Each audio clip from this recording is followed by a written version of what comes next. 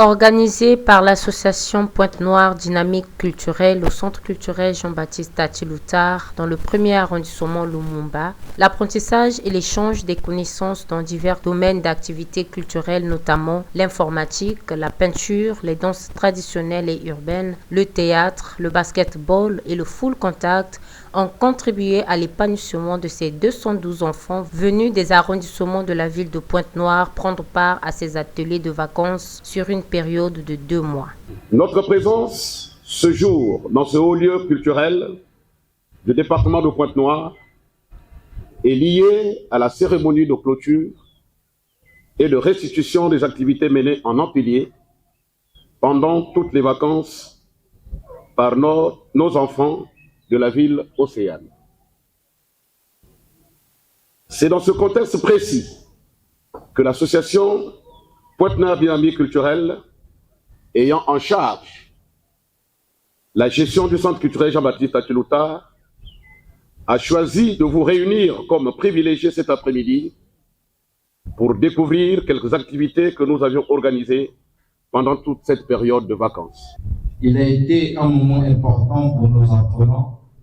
de découvrir d'autres activités différentes du cadre scolaire, selon l'approche spécifique de chaque atelier. Mais un aspect important les a rassemblés tous. C'est la pédagogie de la dynamique de groupe, centrée sur le goût de l'effort, la prise de parole, de sortir de son confort et, d'une part, et de l'autre part, sur l'acceptation des autres malgré leurs différences d'âge. Dans son allocution, la présidente du conseil départemental et municipal, maire de la ville de Pointe-Noire, Evelyne Tichel, a encouragé les parties prenantes à la pérennisation des activités du centre culturel Jean-Baptiste Tati-Loutard dans le cadre de la redynamisation de la vie culturelle nationale. C'est ici le lieu de féliciter toutes les parties prenantes qui n'ont ménagé aucun effort pour la réussite de toutes ces œuvres de l'esprit. En dédiant ce centre culturel à Jean-Baptiste Tati-Loutard, dont l'œuvre prolifique constitue un patrimoine culturel tant au niveau national qu'international, l'autorité municipale a bien voulu rendre un hommage émérite à cet homme de lettres et de culture, celle nourricière de notre jeunesse,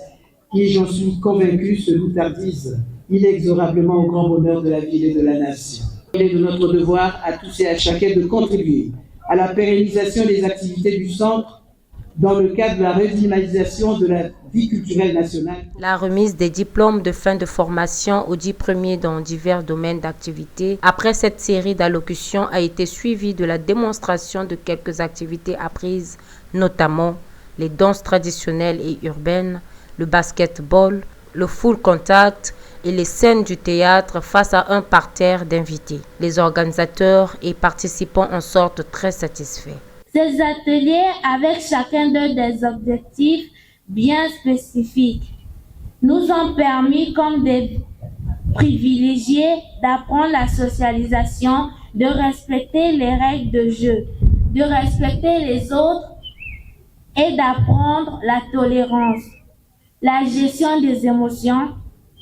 la prise de parole en public, développer nos facultés artistiques et notre bien-être. Nous espérons que ces valeurs apprises nous aideront pour nos prochaines aventures et révéleront en nous d'autres talents cachés dans les domaines divers, comme le sport et la culture. Ce que j'ai aimé,